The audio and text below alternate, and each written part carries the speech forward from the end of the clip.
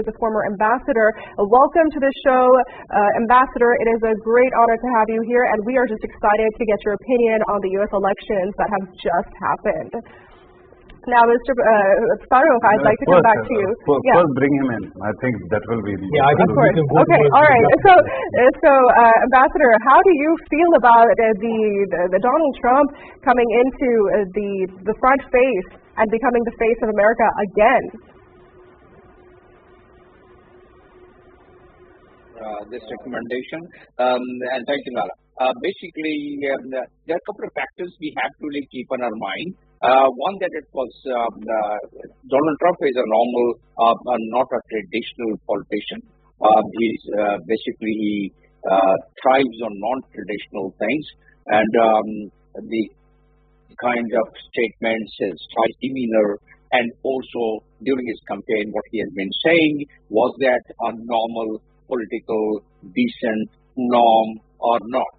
So these are some of the points which I would like to touch upon in the next few minutes.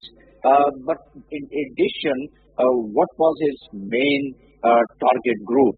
What I personally feel that Donald Trump has really worked hard the last couple of months, yes, but even last 4 years, what he's been doing is that his group and his community and his voters and supporters, mostly those 61% population of the United States, which is a white population and is spread in rural areas, and they are there.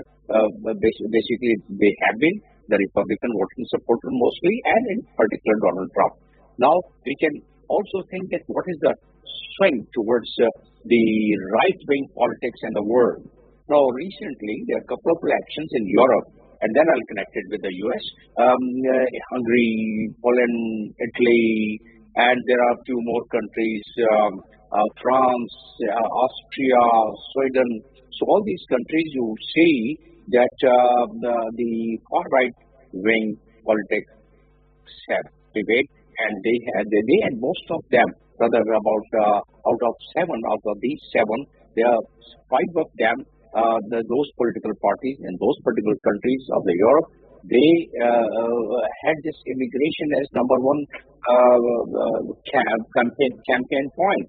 So now let's see how Donald Trump was able to ensure that his voter supporters, the base of his voter supporter increases. First, he secured those voter and supporter who wants the culture to be intact, who have the nationalism, who believe in nationalism, protection of culture, and who believe that these immigrants, illegal immigrants in particular, they are the ones, they are creating all this crime. And this is what Donald Trump during his campaign has been mentioning, that we have opened our border. Joe Biden and Kamala Harris, who was in charge of border control, responsible for border control, Kamala Harris in particular, she just kept it open. She never visited border control, and therefore there's a huge number of the illegal immigrants. They are not illegal immigrants. They are the ones who have been released from the prisons. They are the criminals. They have come to the United States, and they are destroying our culture. They are destroying, and they are committing crime. If you remember the last speech and the last where he ended his campaign, he presented 5 people. One was a person who was the owner of a laundry, and the other 3 or 4, 3 of them were, one was a woman, a mother of 20 years old, and then he presented and he asked that woman to really speak something. It was very sentimental speech he made, that these immigrants, and they showed the picture of the immigrants who were murdered, who had killed that daughter, and the way they were describing. And likewise, on the point of economy, there was another gentleman he presented on the podium, and he asked him to speak. So he started narrating his ordeal, that how he was used to make money during Joe Biden time, how the economy has hit him hard, and he's going to close his business. The final thing he presented, besides 2 more, that the mother of a soldier, female soldier, Afghanistan, And he said there are more than 5,000 or even more soldiers wounded, and those wounded soldiers are just waiting for the treatment for 6 months and so on. And I would be able to really ensure that they are treated within 24 hours because they are our heroes. So a couple of these things, he capitalized it quite well. And that's why you see that his original, this target group, that is the rural areas, college, this is non-college versus the college-educated people. So non-college educated people mostly and the blue collar, they were the one they could buy those narratives, they could get with those narratives. Now, the other point which he tried was obviously the abortion laws, which he, during his previous tenure, was able to introduce it in some of the states, and that had a lot of criticism, and because that also has that conservative tinge in it, and therefore he must have got some percentage of vote of people who have that leaning, particularly the sect of the Christianity in which this it is illegal, the abortion is illegal from religious point of view and otherwise also. So these were those couple of points on which he thrived and on which he was able to increase. Last about 3-4 days, his team worked very hard on the other communities, Latino, Arab community, and he went and met the imams, he went and met the Arab communities and Muslim communities. There are 35 million Muslim population, and the Arab community, there were certain statements by those the leaders of those communities that during Joe Biden time there was so much of devastation and in Gaza and in Lebanon. So at least Donald Trump says that he'll be able to bring this conflict and this war to end. And during his last tenure, Donald Trump claimed that he has, and rightly so, that he ensured that there is no new wars, and America should not spend the taxpayers' money on the wars and fighting wars in other territories and other countries. We should first fix our own problems. We should spend this taxpayers' money. We should not dole out this billions and billions of dollars for these purposes, and therefore he will break all the wars in that. Now, that is debatable whether he was serious about the Gaza issue to be resolved, or he was serious about Iran issue to be resolved. My own analysis is that Iran would have a tough time now because he, during his last tenure, also tried to fix Iran little more than what he did after walking out from the JCPOA, means the nuclear accord. And then about Gaza, he was quoted saying on the video that Netanyahu was asked to hold on by Joe Biden, and why should he hold on? He should do the opposite. Means he should further go and complete his agenda in Gaza. And Kushner, the son-in-law of Donald Trump, very recently made a statement that Gaza should be bulldozed and it's a front, the seafront area, and that could be made legal. The previous regime, previous tenure as President Donald Trump, he did a kind of he took a step which was totally against the United Nations and the international law, where the Golan Heights, he bilaterally accepted Golan Heights as a territory of Israel, and now Golan Heights is named as the Trump Tower in one of the areas of Golan Heights. And then West Bank, he has said that, okay, West Bank is the territory of Israel, and who doesn't know that he shifted the embassy from the capital from Tel Aviv to Jerusalem. So some of these things, and then he wants to have a tough stance against the Hamas and the Hezbollah, and those tough stance, they are the major proxies of, and of course Houthi also, major proxies of Iran. And Iran, he says in his previous advisor, John Bolton, that first Joe Biden, he said that Joe Biden was not really taking appropriate action. Israel should first attack Iran nuclear assets and then think about it. The Bolton says that if Israel doesn't attack nuclear Iran asset, Iran is going to use its nuclear weapon. They are just about to complete it. These are some of those indicators which indicates that what is going to be his style in the coming days and coming months, and what way he is able to reform his own economy and all of the claims which he had made. He made a non-traditional victory speech, and he said that the greatest political movement, he wants to fix the economy and he wants to fix the border, which he's been saying it, and the other salient points of his speech, which would give you what is going to unfold during his tenure this time. And instead of fighting for, I would be fighting for you till the last breath of my life, and it's going to be a golden era. Americans, I'll make them great again. You have given me the mandate, power. You have made me powerful, and therefore I would take the control of Senate, which he has. As a matter of fact, now Senate 42 with the Democrat and 52 with the Republican. So he has now the majority there. He is going to have majority in the House also. So he's going to be a very, very powerful president of the United States.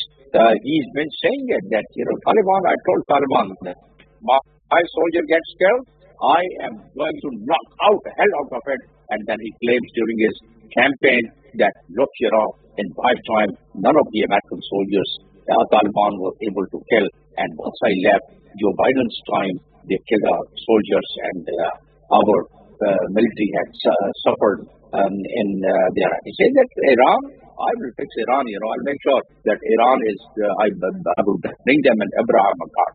So last point, that last time, once he was president, 54 countries, and the heads of 54 countries, they were lined up in front of him, and he formed the Islamic army, the Islamic military force.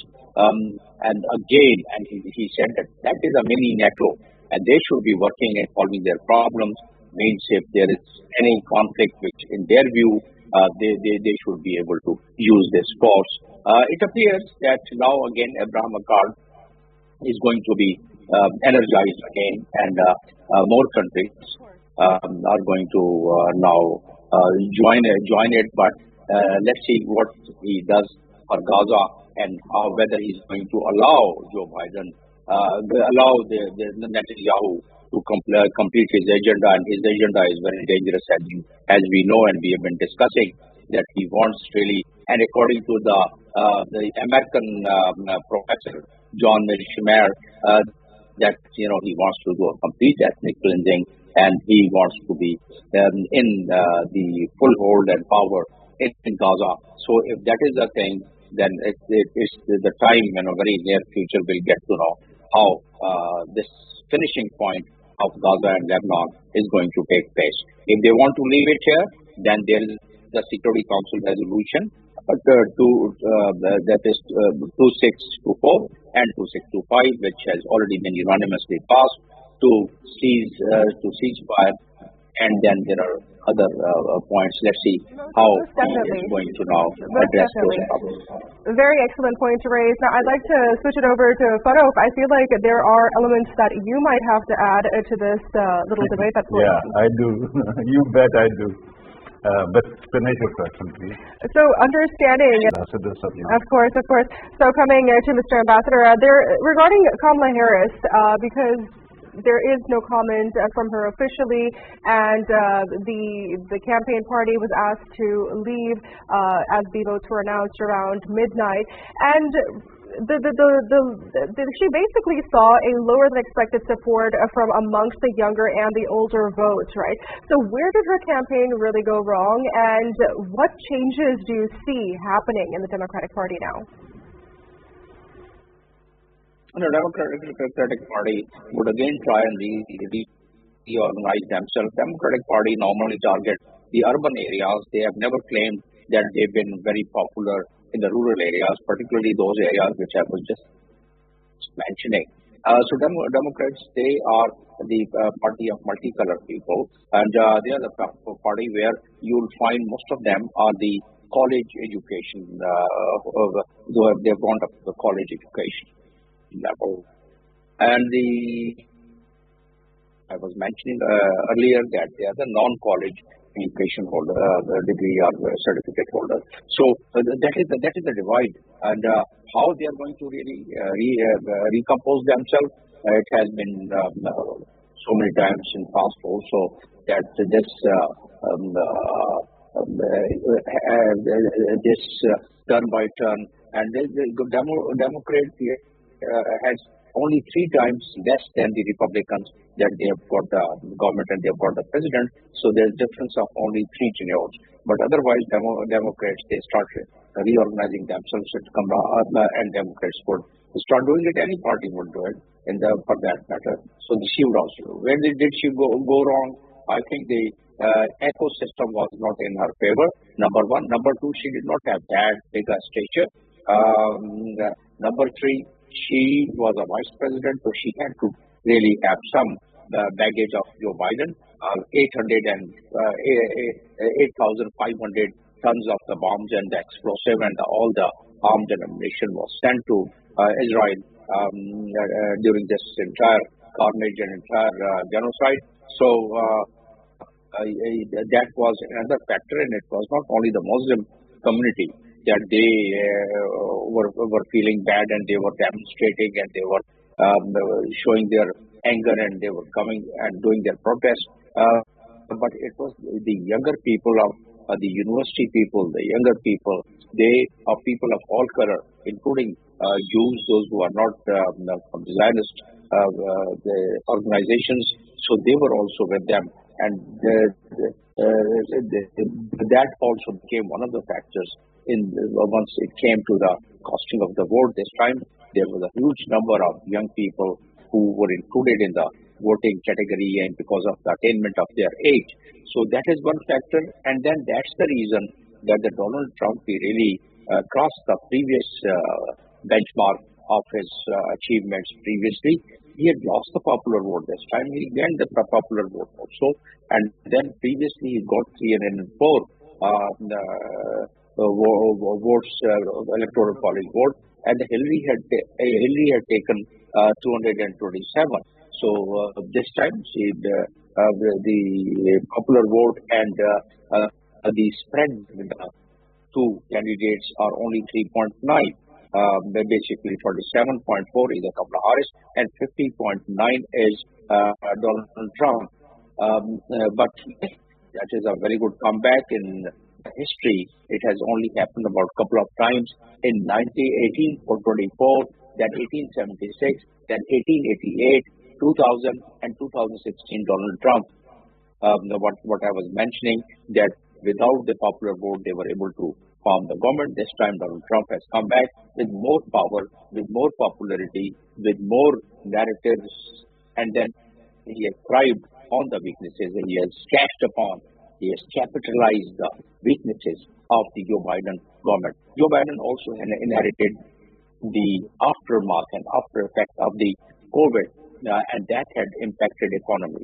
Towards the last quarter, towards the last 6 months and 8 months, they were able to improve their economy 3.5% almost, and also the unemployment rate had also. But the grocery, the normal, the prices, the inflation, it could not even be brought down. And the people who were having wages, the wages were really not in commensurate with the prices of the market, the grocery, the gas. So these were all factors combined. As I said, that at the international level, it was the carnage and what we saw, the flood of people on the road in favor of the Gazan people and against the carnage which was taking place. So that also was a factor in all categories of the United States. Finally, what else? Yes, the United States, they are the power to be reckoned with. They are the superpower still till the time that transition takes place. So therefore, Donald Trump and the Americans particularly, they thought they need a strong man. And Donald Trump, with his all actions and during his campaign, and particularly if you remember those glimpses that once he just survived that bullet of assassination, how he was, showing his gestures and giving his gestures and the kind of confidence. So that's what the nation, particularly the Americans, they thought that he's the one, such a strong man, that he can lead the nation in the right direction. So these were those factors that really added to his. But then basically, as I said, that it was an overall ecosystem which was not in favor of the Democrats or the Biden administration. So besides now, how he's going to deal with the establishment, one factor probably I missed out during my last illustration, and that factor is where do we count and factor in the Israeli lobby? If we all throw some light on it, and at least I have done a little bit of my study of Israeli lobby, and there are books available, there are factors available that Israeli lobby is in the deep state, Israeli lobby is in the Congress, and their influence.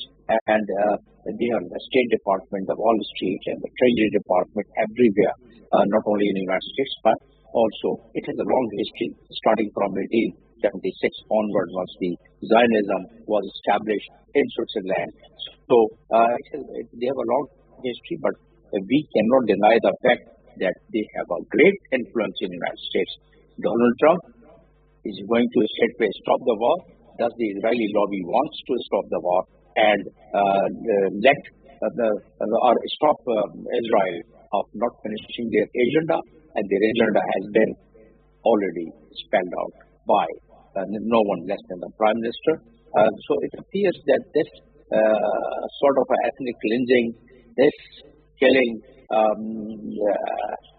it's going to continue. But I only hope and I only pray that it should stop.